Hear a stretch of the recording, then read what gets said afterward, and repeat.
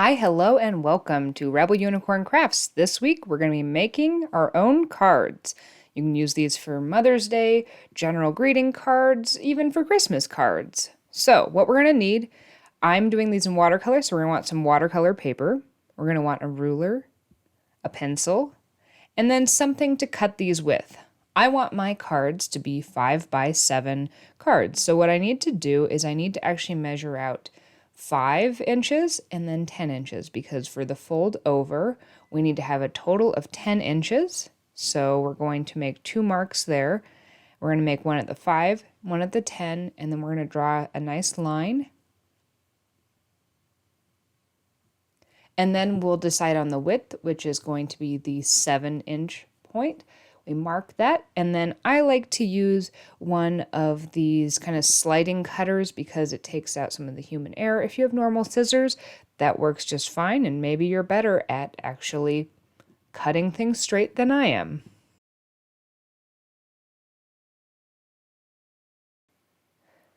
So when we go to cut, what we're actually cutting off is just that extra tail end piece. Do not make a cut along the 5 mark you made, only make one along the 10 mark, and then make one along the opposite side, 7. That 5 mark is going to be the point where we're going to fold. So we're basically making a flat lay card right now, and we'll fold it later. So there's the line, and that's where we'll fold. Now that we have our general shape of the card, we need to tape this down onto something so that we can actually work with watercolor on it. So I've got a piece of MDF board and I'm going to tape around the side that I'm going to be painting. I want this to be the right side of my paper because I'm either going to open this from the right like a book or horizontally. If you have really good handwriting or hand lettering, you can skip this next step, but I'm going to show you how to cheat at doing some nice lettering on a card. If you're doing this in something like Word, you'll have to adjust this a little bit, but I'm using Illustrator. I knew that I wanted my writing to be about 2 by 3 inches, so I opened a new artboard that was 2 by 3 inches, and I wrote my different words that I wanted to put on the front of my card and played with the fonts until I was happy. Then I printed them out to size. If you were doing multiple of these, you'd obviously want to print multiple on each paper. I kind of forgot and then did 2 different ones. Anyways, cut it out to just right around the edge of the print because you want to be able to place it correctly on the card. And you're going to want to kind of pre-plan. I originally thought I would do this as a vertical card, and then after seeing it laid out with kind of like a mock wreath, I thought that that was going to interfere a little bit too much with the sides, so I decided to actually do it as a horizontal card. Either way you want to do it is fine. You're going to want to, though, take your printed piece, flip it over, and then using a charcoal pencil, a pastel, ideally using a lighter color. Like I'm using the sepia tone charcoal here because we are doing this on a watercolor based thing, and ideally we keep it a lighter color so it's easier to erase, but you want to fully coat the entire back, shake off any excess bits of that charcoal dust, and then you want to tape this directly where you want this to be. So for me it was in the middle of this, and you want to tape it in at least 2 positions so that it stays steady.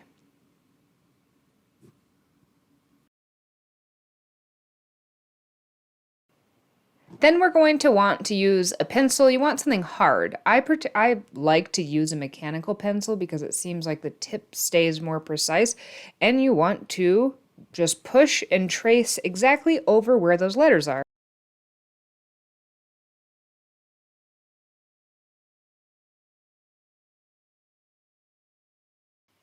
Once you have that completely filled out, you can take that paper off and you'll have that nice charcoal outline that you can then fill in. I recommend a felt tip pen.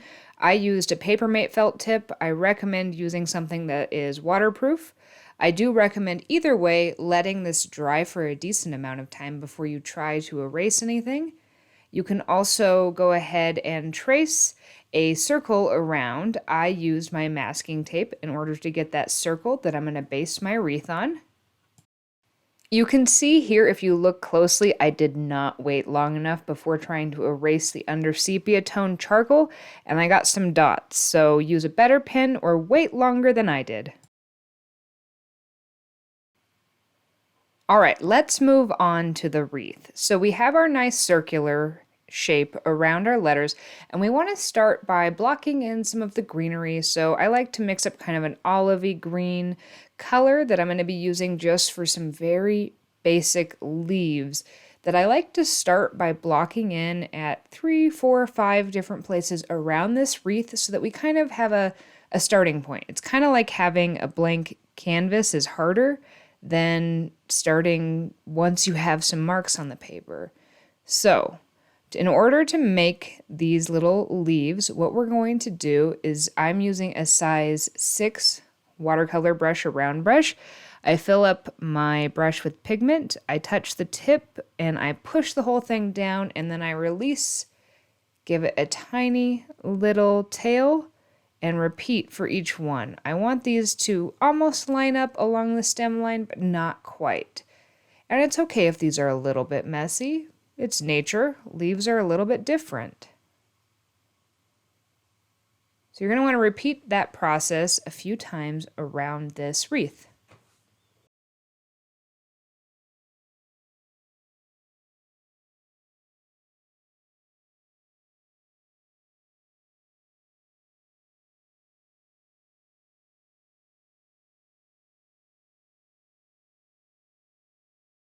Wreaths are more fun with more than one type of leaf in them, and all leaves are a slightly different color, so what we're going to want to do is go ahead and mix up a second green. You could go for a lighter color, one with more yellows, you could go darker, however you want. I decided to mix up a darker, more blue-green for my second green color.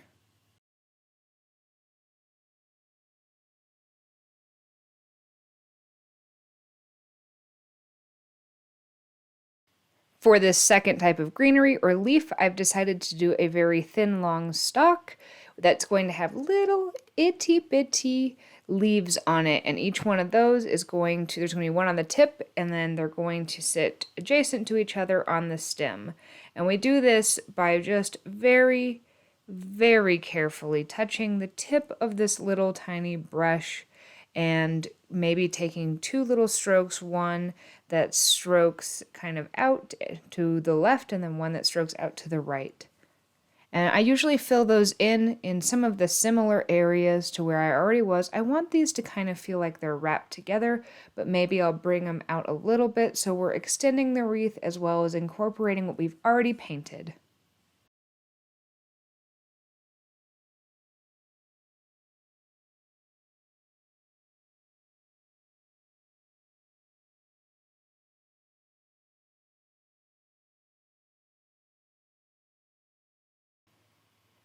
I like to add in a little bit of greenery so that I can start to balance the wreath.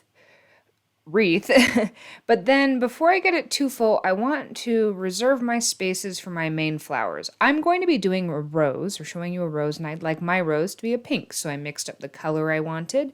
And with my small brush, I'm going to start by making little C's backwards and forwards around each other. And this is for 3 roses. So those are the 3 centers.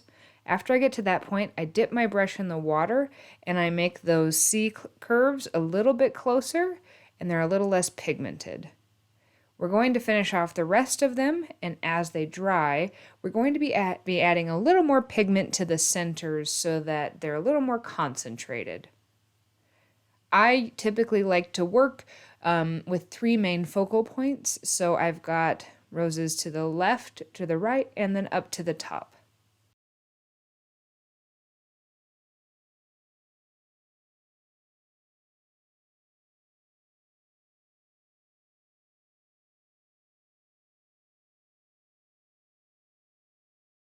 Once those roses are not sopping wet, you can take your brush, put it into more pure pigment, and touch just in the center, as well as define a few of those outside curves, and that will really help to make the roses look more dense as well as a little bit more vibrant and balance them out.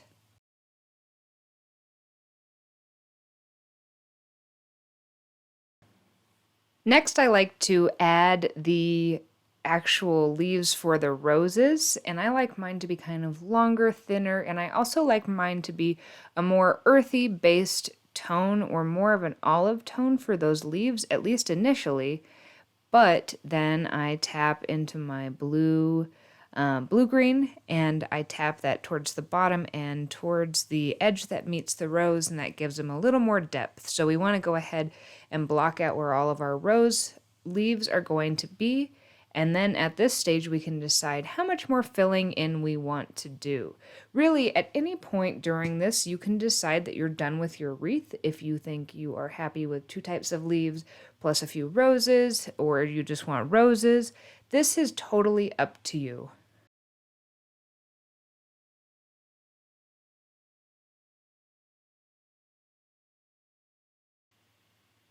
I personally want to add in a few more leaves and maybe possibly some floral parts. So I mixed up, I want this one to be kind of a jagged leaf, but I also want it to be a lot less pigmented. So I took one of my green colors and I really watered it down, and I added a little bit of blue to it, and then I made the basic shape for a leaf, but along the edges I kind of just put the tip of my brush above where the side of the leaf was and dragged it back down into the actual leaf. And then I took some of my darker green and I tipped it right in the center at the base of those leaves.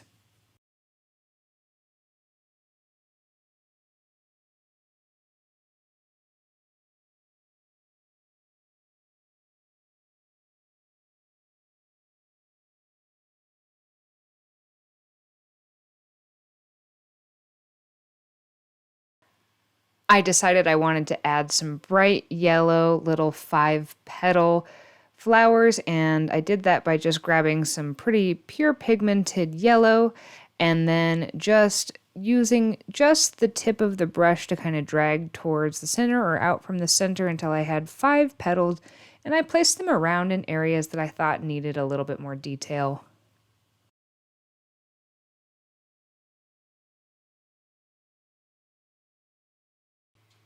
If you're like me and you're not really sure where else to put some more leaves because you have gaps, you can go ahead and put in a branch that is basically stringing this together. So mix up a light brown, and then you're going to just kind of weave little lines around the basis of your wreath, and that's going to both give you some basic support, or it's going to appear support for the wreath.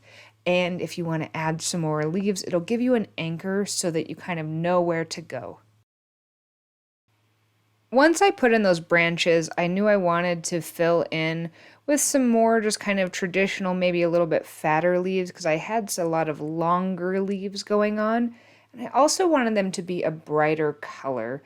So I mixed up a real yellow green, and I just placed these kind of along areas where the exposed branch fell.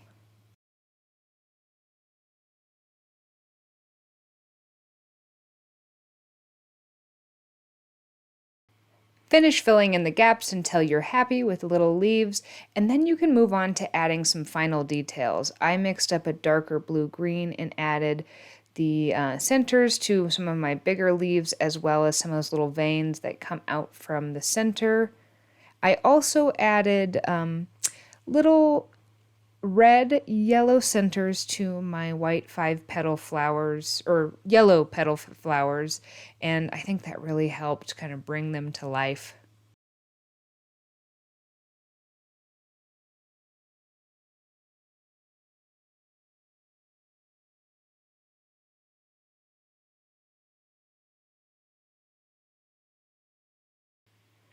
Once you're done and you're happy, let it dry thoroughly and let it just sit and wait.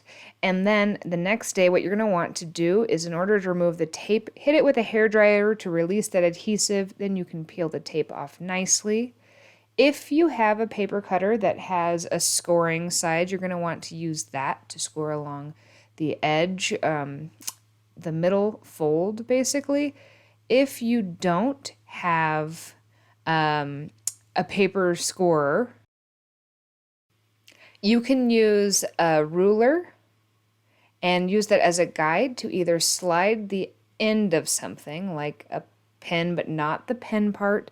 I tried using a paintbrush, and the paint from the paintbrush handle did come off, so I don't recommend that, and it didn't work super well. But you could also just take that ruler, put it along that crease, and then use that as the edge to actually fold it up on itself, and that will give you a nice crisp line.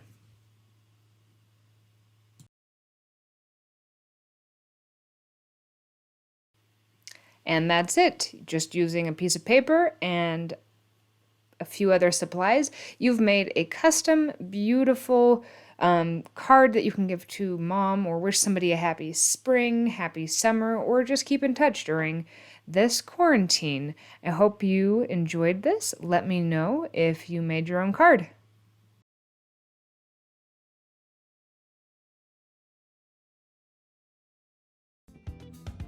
Thank you so much for watching. If you'd like to see more videos like this, please subscribe to my channel. If you're local to Northern Colorado and would like to take a class, visit rebelunicorncrafts.com to see my class listings.